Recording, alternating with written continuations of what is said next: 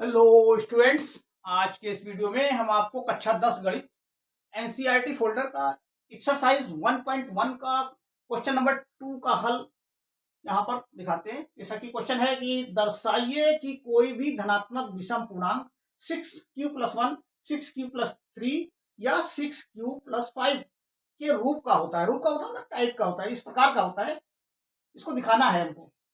जबकि q जो है यहाँ पे कोई पूर्णांक है। पूर्णांक का मतलब कोई पूरा अंक है। पूर्णांक में अब पूरे अंक में जैसे कि 1 2 3 4 5 कुछ भी हो सकता है। अब ये पूरा अंक होना चाहिए, बटे में या भिन्न में या दशमलव में नहीं होना चाहिए। इसको इस कहने का मतलब ये पूरे अंक में होना है। तो कोई इसका पार्ट नहीं होना है, हिस्सा नहीं होना है, कोई पूरा पूरा अंक होना है। तो इस तरह से तो ये धनात्मक पूर्णांक और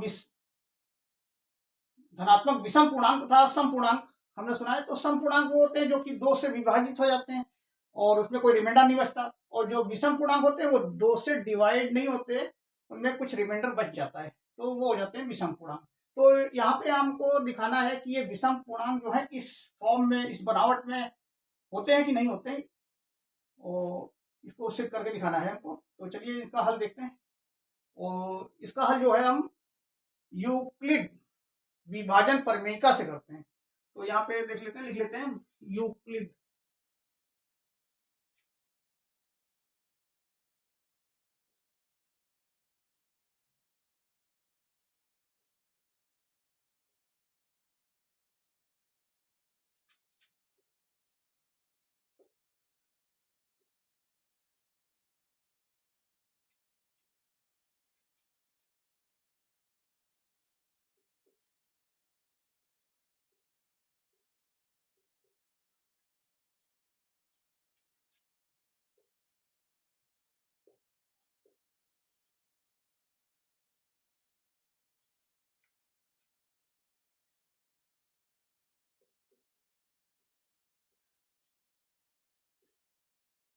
तो ये देखिए यूक्लिड विभाजन प्रमेयिका इस टाइप की होती है। भाज्य बराबर भाजक भागफल तथा शेषफल। हाँ, भाज्य बराबर भाजक गुणे भागफल धन शेषफल। तो इस तरह से ये विभाजन यूक्लिड विभाजन प्रमेयिका कहलाती है। और इसको इस रूप में दिखा सकते हैं हम। ए बराबर भाजक को हम दिखाते हैं यहाँ पे बी से, और भागफल को क्यू से, और ये शेषफल को हम यहाँ रखते हैं आर के रूप में, रिमाइंडर। तो ये हमारा हो गया, देखिए ये हो गया भाज्य, जिसको कि हम डिविडेंड बोलते हैं, और ये भाजक डिवाइडर, जिससे भाग दिया जाता है। तो भाजक से भाज्य में भाग दिया जाता है, इसे डिवाइड करते हैं, तो ये हो गया डिवाइडर। और ये जो भागफल आता है आपका, भाग करने पर जितनी बार जाता है वो होता है क्वोशिएंट, और ये आपका हो जाता है रिमाइंडर, शेषफल। तो इस तरह से ये हम इसको समीकरण 1 मान सकते हैं यहाँ पे। हाँ, और इसमें दिखाते हैं कि भाई जीरो जो है ये छोटा होता है ये आर से, या इसके बराबर होता है, छोटा या इसके बराबर। और ये आर जो होता है ये छोटा या बराबर हो सकता है ये आपके बी से। अब जैसा कि ये आर जो होता है, रिमाइंडर जो बचता है, कभी कभी जीरो बचता है, रिमाइंडर नहीं भी होता है तो उसको हम जीरो मानते हैं। तो वो जो है रिमाइंडर अब यहाँ पे जीरो के बराबर हो गया, जब कुछ रिमाइंडर नहीं बचा तो जीरो के बराबर हो सकता है, या रिमाइंडर जीरो हो सकता है। तो मतलब आर जो है छोटा भी हो सकता है, ये जीरो जो है आर से छोटा हो सकता है, या आर के बराबर भी हो सकता है। तो जब जीरो रहेगा तो आर के बराबर ही हो जाएगा। अब ये जो आर है, अब ये आपके भाजक से, जिससे भाग दिया जाता है, उससे जो है छोटा रहता है या इसके बराबर भी रहता है। तो जैसे कि देखा गया अक्सर जो होता है, ये जो आर होता है ये बी से या भाजक से छोटा ही रहता है, जो कि भाग देने वाली संख्या जो बड़ी इससे बड़ी होती है, रिमाइंडर तो इससे छोटा ही बचता है, कम ही मात्रा में बचता है, तो वो होता है रिमाइंडर। तो रिमाइंडर छोटा होता है तो इससे छोटा ही हुआ, या कभी कभी इसके बराबर भी होता है। तो ये है। तो अब यहाँ पर जो है आर बराबर हम ले सकते हैं 1, चलिए जीरो से लेते हैं, 0 1 2 3 4 5, ये कुछ भी ले सकते हैं यहाँ पर आर। तो अब पहले हम लेते हैं यूक्लिड विभाजन परिमेयिका में आर बराबर 0 रखने पर।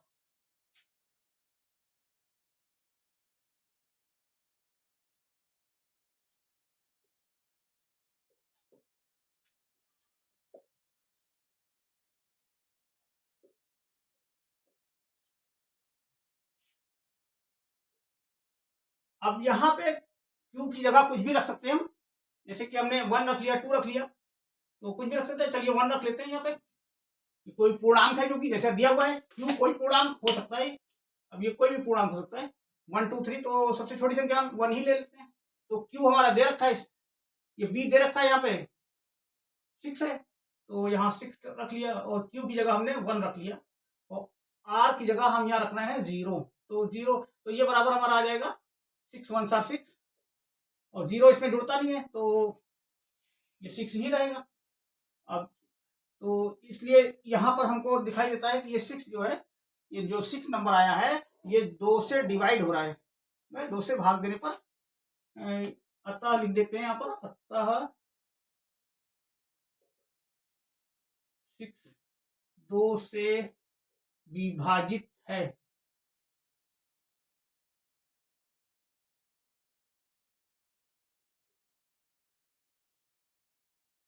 ये 6 जो है आपका, ये 6 वाली संख्या 2 से विभाजित है। तो इससे हमें पता चलता है जब 2 से विभाजित है, इसमें कोई रिमाइंडर नहीं बचता, तो ये हमारी जो है सम संख्या है। 0 रखने पर हमारा जो ये पूर्णांक आ रहा है 6q+1 वाला, ये जो 0 रखने पर हमको क्या मिल रहा है, ये सम संख्या मिल रही है। अतः r का मान 0 रखने पर हमें सम संख्या प्राप्त होती है।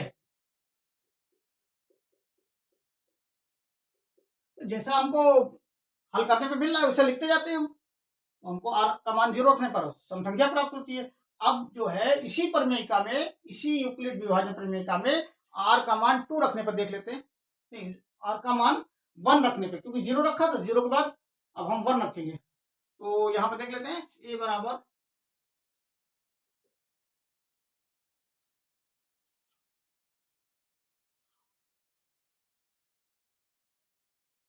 यहाँ B6 है, ही है, क्यू का मान 1 हमने रखा हुआ है, यहाँ भी रख लेते हैं, और प्लस आर का मान हम 1 रखते हैं, तो ये हमारा आ गया, ठीक है, 6 1 6, और इसमें 1 जो ऐड हो जाएगा, तो ये हो जाएगा हमारा 7।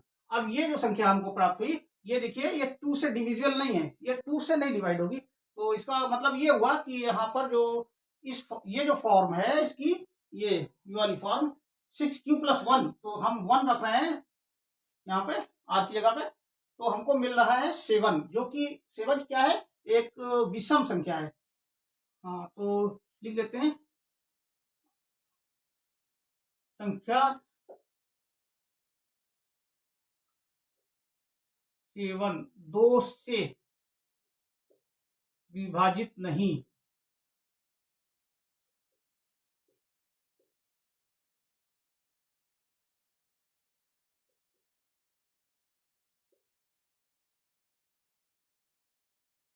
अतः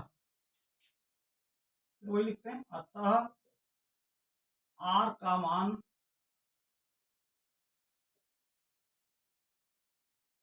1 रखने पर हमें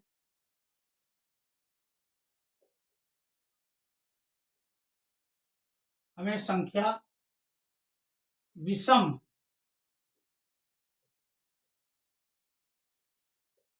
प्राप्त होती है। हाँ, तो यहाँ पर देखिए आर का मान 1 रखने पर हमें संख्या विषम प्राप्त होती है, तो ये हो गया। अब इसी प्रकार से आर का मान 2 रखते हैं, तो उसको भी देख लेते हैं। तो आर का मान 2 रखने पर भी हमको जो है संख्या जो है, अब देखिए यहाँ पे आर के जगह पे यहाँ पे 2 रखा जाएगा, तो 6 1 6 +2 हो जाएगा, तो यहाँ पे 6 और 2 मिलकर के 8 हो जाएंगे, जो कि एक सम संख्या ये भी होगी, है ना। तो देख लेते हैं, इसको दिखा देते हैं यहाँ पर भी, ए बराबर BQ + R 6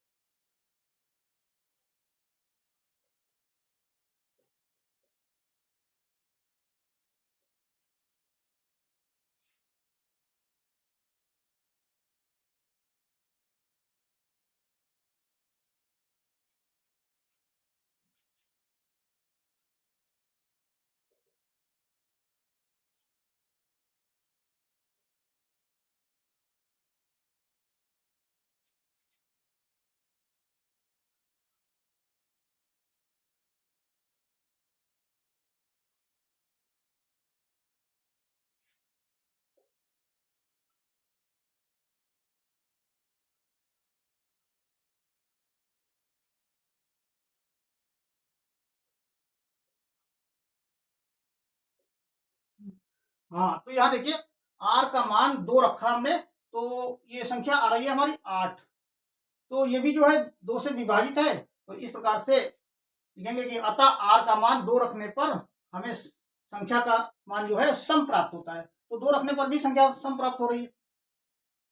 अब 3 रख के देख लेते हैं, तो 3 में क्या होगा देख लेते हैं इसको भी। अब पुनः r का मान 3 रखने पर, r का मान 3 रखने पर देख लेते हैं, ये हो जाएगा आपका 6q प्लस r बराबर 6 इंटू 1 प्लस 3, ये हो जाएगा आपका 6 प्लस 3 9। तो ये देखिए 9 जो हमको प्राप्त हुआ, ये भी जो है 2 से डिवाइड नहीं होगा, इसमें भी रिमाइंडर बचेगा। तो ये जो संख्या प्राप्त हुई हमको, ये विषम संख्या प्राप्त हो रही है। ये जो r का मान 3 रखने पर विषम संख्या ये देखिए मिल रही है हमको। ये संख्या, इसका मतलब ये हुआ ये संख्या विषम है। यहाँ पे r जब 3 है तो ये विषम है। तो r का मान 3 रखने पर हमको 6q प्लस r का जो वैल्यू है वो हमको 9 प्राप्त हो रहा है, जो कि वो 2 से डिविजिबल नहीं है, उसमें रिमाइंडर बच रहा है। तो ये इस तरह से हमको प्राप्त हो जा रहा है ये जो है विषम संख्या है। अतः फिर लिखेंगे अतः r का मान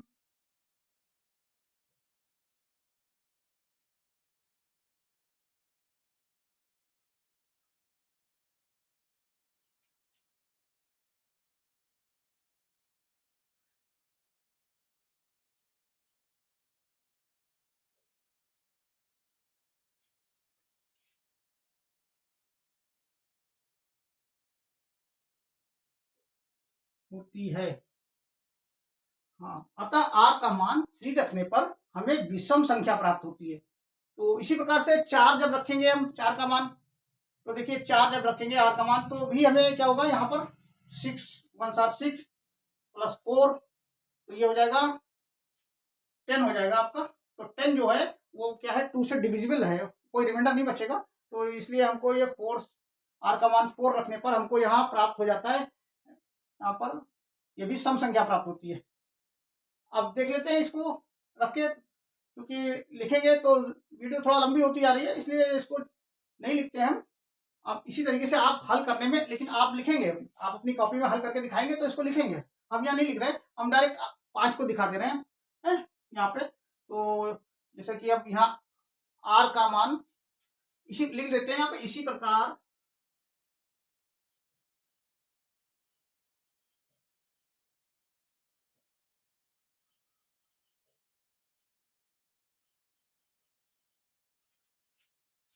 फोर रखने पर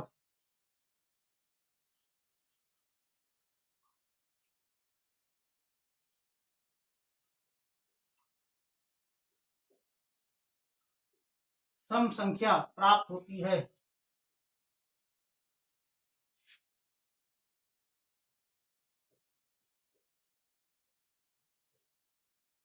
तो इसी प्रकार से जैसे हमने यहाँ रखा, फिर बार बार रखते जाते हैं, पुनः उसको दोहराते जाते हैं। तो इसी प्रकार से r का मान 4 रखने पर हमें सम संख्या प्राप्त होती है। आप रख के देख लीजिएगा, वो 2 से कट जाएगी, यहाँ पे 10 आ जाएगा 9 की जगह पे।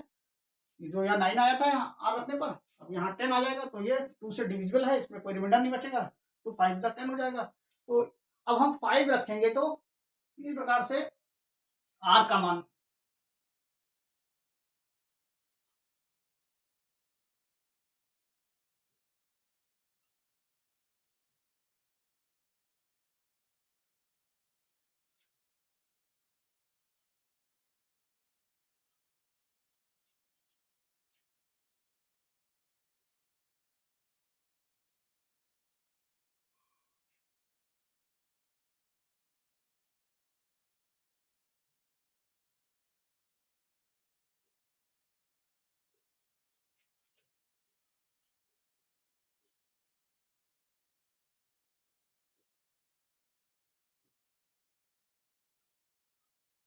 हाँ, तो इसी प्रकार से पुनः हम r का मान 5 रखने पर हमको एक विषम संख्या प्राप्त होती है। अब यहाँ पर जब r का मान 5 रखेंगे तो ये 6 1 आर 6 हो जाएगा और 5 हो जाएगा, तो 5 और 6 मिलकर के हो जाएंगे 11, जो कि 2 से डिविजिबल नहीं होगा, उसमें रिमाइंडर बचेगा। तो इस प्रकार से हमको ये पता चल जाता है कि ये जो संख्या है 6 क्यू प्लस 5 ये भी एक विषम संख्या है। तो इस तरह से हमको तीनों जो संख्याएं हैं वो क्रम से हमको विषम संख्याएं ही मिली हैं।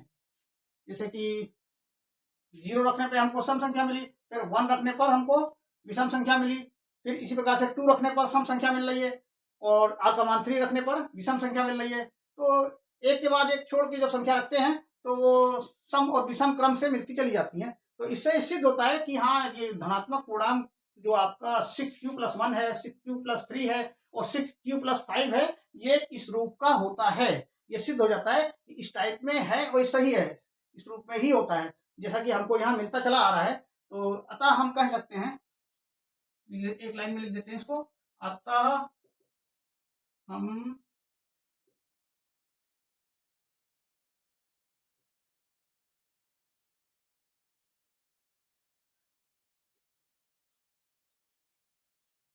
कह सकते हैं कि संख्याएं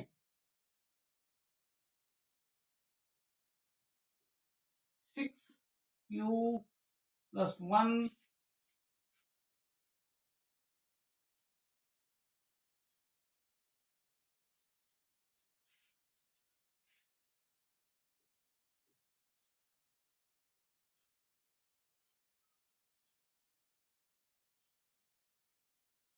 विषम संख्याएं हैं। विषम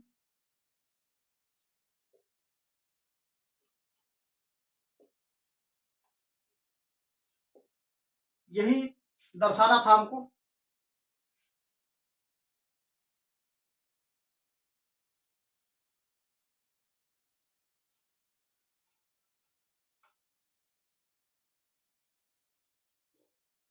हाँ हाँ, तो देखिए, अतः हम कह सकते हैं इस आधार पे कि ये जो संख्याएं हैं 6q + 1, 6q + 3 और 6q + 5 विषम संख्याएं हैं। तो आज के वीडियो में बस इतना ही। अगले दूसरे वीडियो में हम आपको कोई दूसरा हल बताएंगे। तब तक के लिए चैनल को सब्सक्राइब तथा लाइक करते रहिए, जिससे कि नए नए वीडियो आपको मिलते रहें। धन्यवाद।